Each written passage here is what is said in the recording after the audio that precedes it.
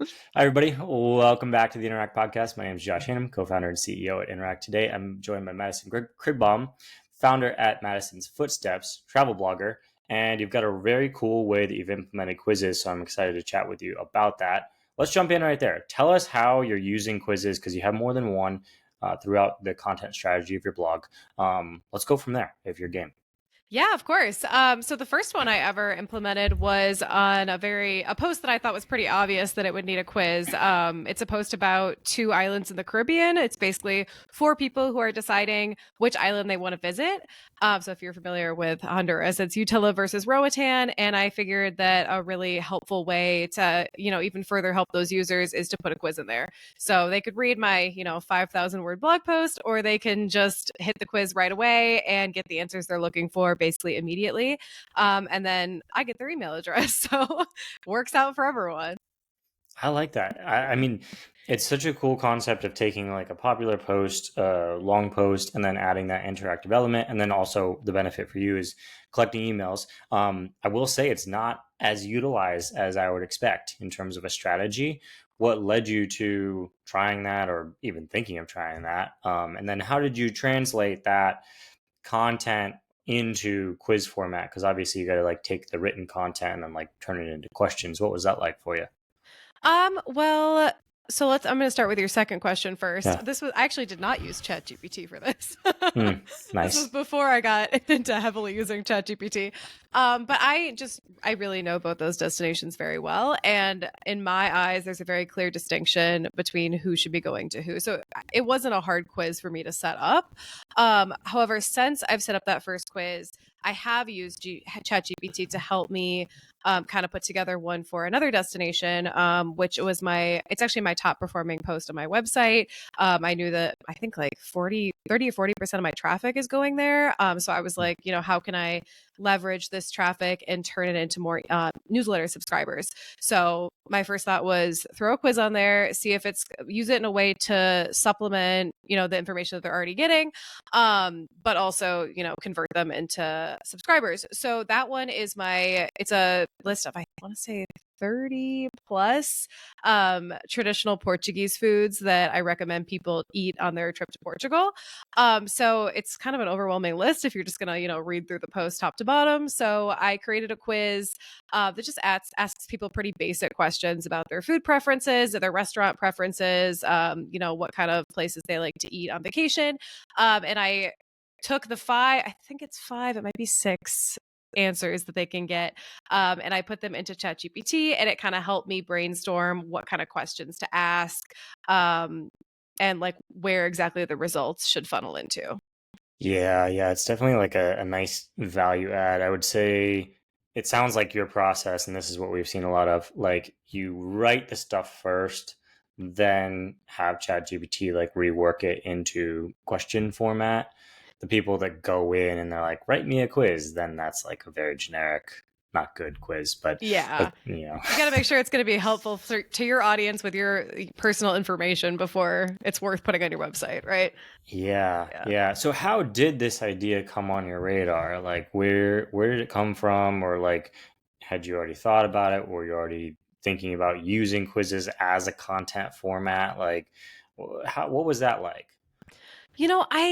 I wish I could remember exactly where I heard about Interact, but I'm in a lot of blogging communities, and it was either I want to say Jesse on a Journey, maybe, or it was Nina Hmm. Clapperton. We're talking about how helpful quizzes had been on their site, to just overall help their users and also to increase their email subscribers. And I had looked at it a long time ago, but at that point, I wasn't really ready to really invest in my business, so I kind of put it off. And I believe I joined Interact last year. And I just put the first quiz up, didn't really think about it. And then as I was, I've done a lot of recent updates on my site. I've always been solo travel, but I don't think I've really written for solo travelers exclusively until recently. So as I was, doing kind of a site overhaul, I just had in mind, where else can I implement these quizzes? And those two have been pretty successful, but actually my most successful one in terms of conversion rate is the one that I have in the bar on top of my website, which is, I love that feature. That's a great feature on Interact. And so it basically just says something along the lines of, what's your next solo travel destination? And it just kind of first of all, I think it solidifies my site right away. People come there, they see that, they know it's going to be about solo travel. So it's really easy for them to see, like, okay, this is where I want to be, or this might not be where I want to be. And they can click on the link, and immediately it just gives them travel ideas right off the bat. And it's kind of one of those like fun, easy, like, BuzzFeed style quizzes that people just want to see what they're going to get. So I have a bunch of different email funnels they go into. They get sent different sequences depending on the results, and it's a really good way for me to see where my audience might be interested in going and help you plan Yeah, I content. like that. Like you can learn about where people want to go, destinations, and then also it's just a good use case for a quiz because depending on how you're feeling, what kind of mood you're in, whatever, you might want to go here or there or a different place. What are you connecting it to for what email software are you using? Kit. Nice, It nice. Yeah. converts really well, and it connects really easily. Yeah, we Yeah. like being integrated with them. They're super great. Everything is super easy on that one. Yeah. And I think in the blogging space, it seems to be kind of like the number one option is Kit these days. Yeah, I think I've seen most people using it. They have I think it's called the Creator Network, where you can like recommend other bloggers, which is a Yes. pretty hot commodity among the blogging community. Yeah. I've seen that popping up a lot recently. Um, in terms of like how this has been beneficial for the business, I'm curious from an honest perspective. Like you don't need to oversell it or anything. Like how has it helped? Because I'm curious to actually know the answer to that question. I think it's helped a lot. And there's been a lot of changes in with Google lately. I'm sure you're aware of. Wasn't Uh, aware. yeah, it's been a No, mess. joking. It's No, bad. no, yeah, it's an absolute mess. But I think that what it's done is it's kind of forced a lot of creators to change their perspective and keep their audience, like being helpful to their audience is their number one goal, over monetization, over page views, over anything like that. So I think that implementing these quizzes on my site really does help my user, and that is my number one goal with my website. So I have seen a good conversion rate on them as well, especially the solo travel one and the Utila versus Roatan one. But even if I don't have it as mandatory to sign up for my email list to see your quiz results, so I don't want people on my list that don't want to be there. So even if they just want to take a quick quiz and never come back to my site again, never hear from me again, like that helped them. So that's fine with me. Yeah, I like that perspective. And, there are so many changes happening with Google. I think it's affected all of our customers, and especially the last couple of years, a lot of people that were getting really great consistent traffic, it went to nothing or almost nothing. What else have you seen there? And from your perspective, just kind of double clicking on that topic. Oh God. I mean, I think that nobody's 100% sure really what to do at this point.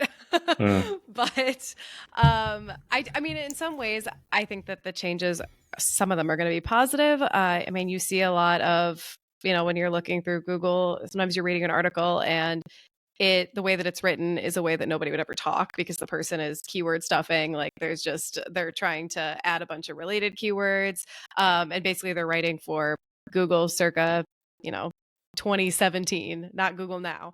Nowadays, you only need like your keyword a couple times. Google's smart enough. Google knows what you're talking about. You can actually write the way that you would speak to a friend. You can write in a way that people want to read.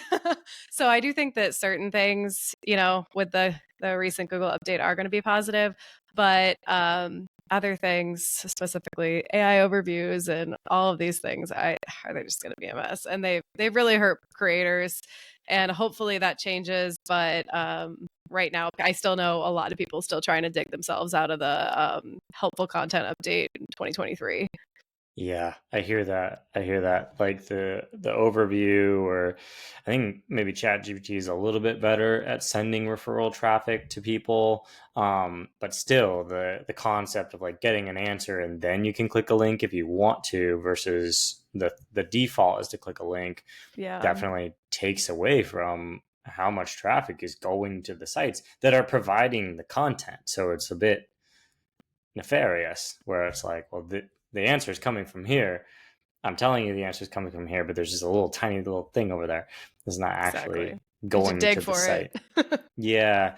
But it's interesting that you connected the dots on like a quiz being helpful and then also to just trying to be helpful in general. I hadn't necessarily thought about it from that perspective, where it's like, quizzes back in the day, like BuzzFeed stuff, was very popular, very engaging.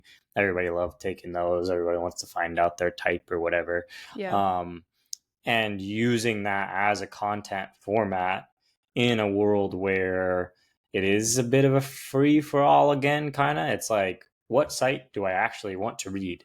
Like, not necessarily what site has the right combination of words so that the algorithm links to it.